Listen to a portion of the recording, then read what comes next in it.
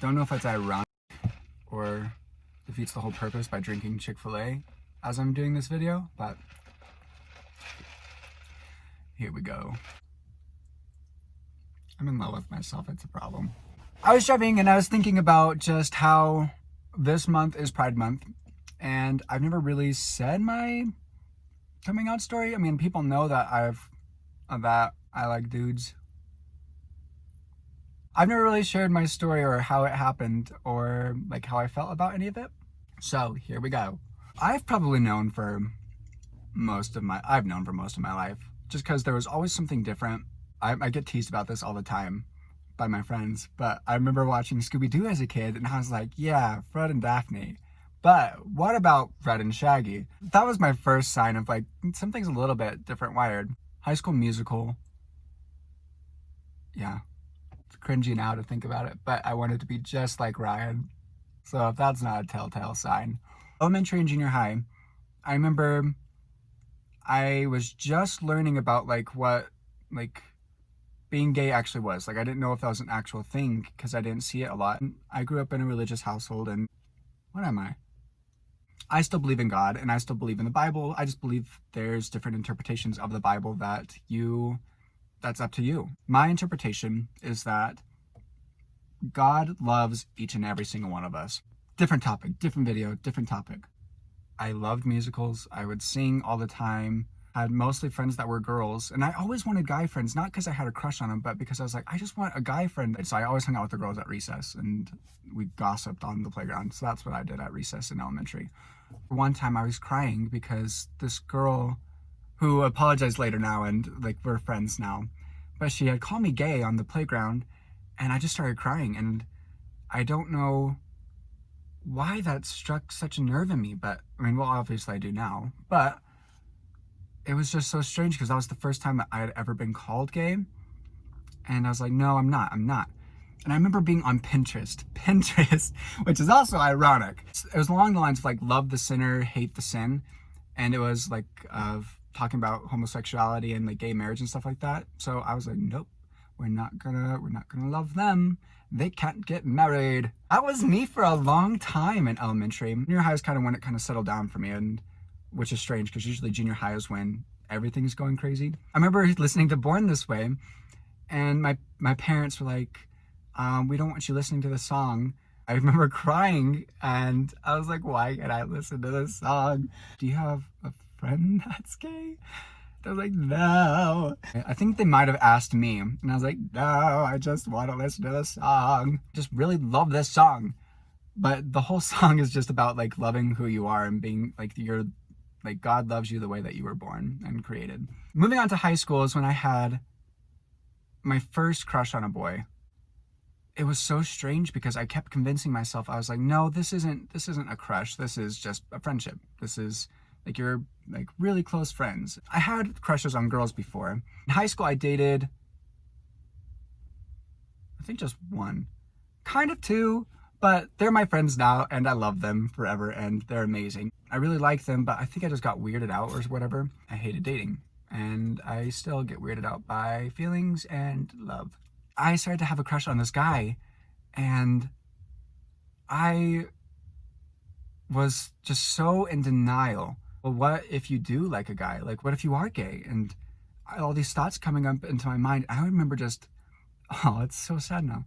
Night on night on night, just like praying to God. I was like, please, please don't let me be gay. God will take care of it. You'll be fine. You just don't think about it. But then after I saw this guy, and I was like, oh snap, this isn't just some crush that I've had before on like girls and stuff like that. Like, I'm full in love with this kid. That was terrifying. It was terrifying. And I would go back and read my journal entries around that time, and I couldn't even admit it to myself. This kid's so awesome and I love being around him, but we're just best friends. We're super close best friends. Looking at it now, it's so sad because I couldn't just admit it. I want to kiss you. And so I did, and I remember writing in my journal about it afterwards, and I was like, we kissed, but it was because of a game of truth or dare. And my mom had read that, and she's like, are you gay? And I said, no, it was just a game of truth or dare. Like, it was a party. Like, it wasn't like anything like romantic or anything like that. So I downplayed it and hid my feelings once again. Went back into talking myself into thinking like, no, I'm not. This is circumstantial. This is because at the time my family was going through a hard time. Maybe it was just one strange person that like I've like had feelings for or whatever. Gosh, it's so hot. Not because I'm nervous, but because I don't have the AC on in my car and it's like 90 degrees outside. After high school, I dated this one really awesome girl. It didn't work out between us. And then that's when I was like, in my mind, I was like, what am I doing? Like I talked to her after and I was like, I didn't date you like for a beard, because that's something that some people do, is that they'll date people like full knowing that they're gay or that they like guys or whatever, and they'll hide it by dating a girl, which is not healthy for either one. And she's amazing and I love her. So thanks, Matresa. After that ended, I realized, I was like, nope, I'm in love with this boy. In theater in high school, you have tons of gay people, but everyone's just hiding it because they are so scared. But in community theater, everyone's gay and you just know it. You do come here. I told my friends, all of my high school group of friends, I told them in a high school game of Truth or Dare, or a high school game of Never Have I Ever, liked a guy or kissed a guy or something, and I put down a finger. It was just dead silence. No one talked. No one said a word. At the very end, I just remember like all of us laying in my bed, and we all just felt so comfortable, and like we all talked to each other about like things that we were battling with in our life. And that was just such a growing moment for me and my friends there. And I loved that, and I loved them. The thing that started this all was Love, Simon, the cliche movie. It's a beautiful movie. The scene between the mom and the son, of how she was like, you get to breathe now. Like that is just the truest feeling that I could ever even tell you, is how I felt after everything was I was able to breathe. Can't cry. Ready. After seeing that movie, it was a couple days, and I decided I needed to tell my mom. I asked her if we could have lunch, and I drove over to her work. That was one of the hardest conversations I think I've ever had to have. You know that your family always loves you, and like people, like they tell you that they love you. And my mom has told me multiple times, like she knew. But some of my friends had come out before me, my mom was like, I love them just the same. And she's like, and if you were, like, I would love you too. Like, there wouldn't change anything for me. And I was like, okay, well, I'm not. Hey, I was like, I love this boy. Not just circumstantial. It's not something that's going. It's not a phase. I really like this boy. Like telling me that she loved me. And she's like, well, we have to tell Dad. And she asked if she wanted me to tell her, if she wanted to. And I was like, just tell my dad. Dad, if you're seeing this, I don't know why I was so scared of my dad finding out, because my dad is like one of the most loving people ever. That was hard, and that was really hard. I was performing in Park City, and I sat in my friend's car just bawling, and I was like, my dad's gonna hate me. Like, my family's just gonna hate me. I got a text. Sorry. Got a text from my dad, and he just said, like, I love you no matter what. And that was one of the most just breathable moments of my life. Just unconditional love that both of my parents had for me. After I told my parents, I called my Aunt Geek, who is just one of my favorite people on this earth. It's so sad that I was at this point. Like, you're gonna hate me. And like, like I remember sitting there and just on the phone, like bawling, and I couldn't say it out loud for the longest time. And I just told her like about this boy that I liked, and oh, she was just amazing. She told me that she loved me and that I wasn't broken and I wasn't in need of fixing, because that's how I felt for a lot of this. Was like, even though I felt this way towards this guy and I felt like the feelings were so valid, I still saw in my mind, I was like, this is wrong. This is me being broken. This is me not working correctly. There's something in my mind just not lining up.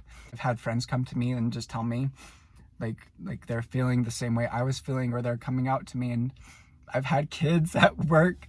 I've had kids at work come to me too and just tell me these things. And just the best advice that I have ever gotten from her, it was, you are not broken. You are not in need of fixing. My aunt told my grandma for me, and because it's just an awkward conversation to have. And not that I didn't want my grandma to know, because I do, and I love my grandma, both of them. Gosh, I'm sweating so much and crying.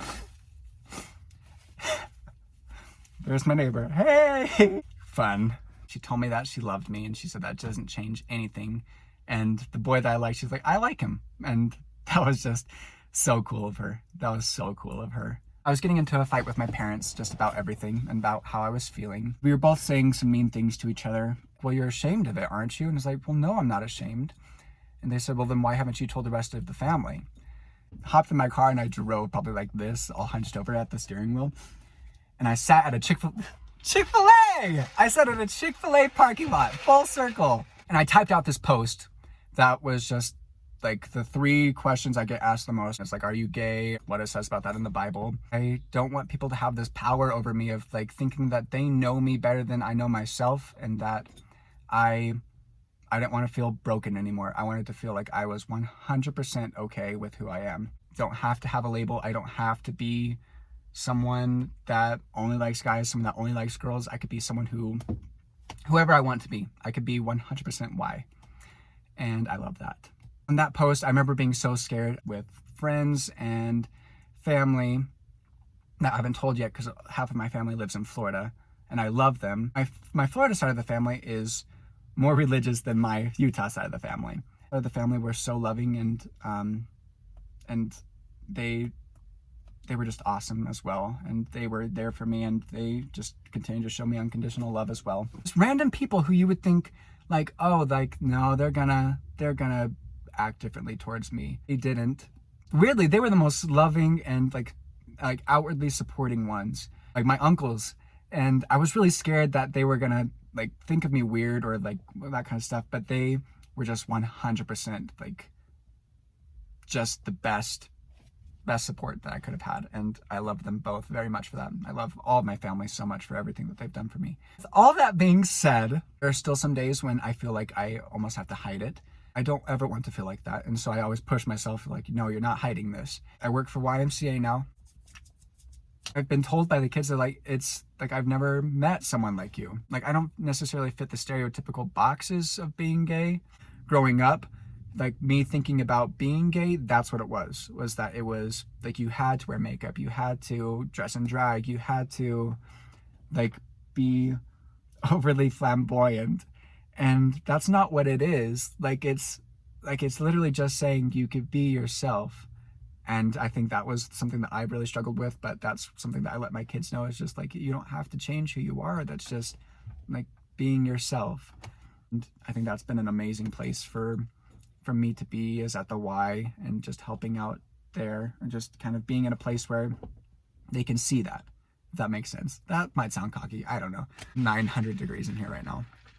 Anyways, I felt like I would make this video because I was inspired by driving home from Chick-fil-A, and it's Pride Month. I have a lot of friends who like have asked about my coming out story, and I've kind of always told it in bits and pieces, but I don't think I've ever just been flat out like, here's what it is. It's just a continual process. Like every day I'm still like coming out more and more of my shell, and like not necessarily hiding who I am anymore. And I'm really proud of myself for doing that. Yeah, so this video has been 26 minutes, and I'm gonna have to edit a lot of it down. If you ever feel like you need to talk to someone, then just have it be confidential, or if you just need to get something off your chest, if you have questions or anything like that, you might not necessarily be the one like needing to come out, but you have a family member or a friend and you just need to understand things, or like sometimes you need to know what to say in anything. If you have questions about anything, I'm always here, and you can always send me a message. I would love more than anything to be able to help with something like that. I love you all. It gets so much easier, and you get to breathe.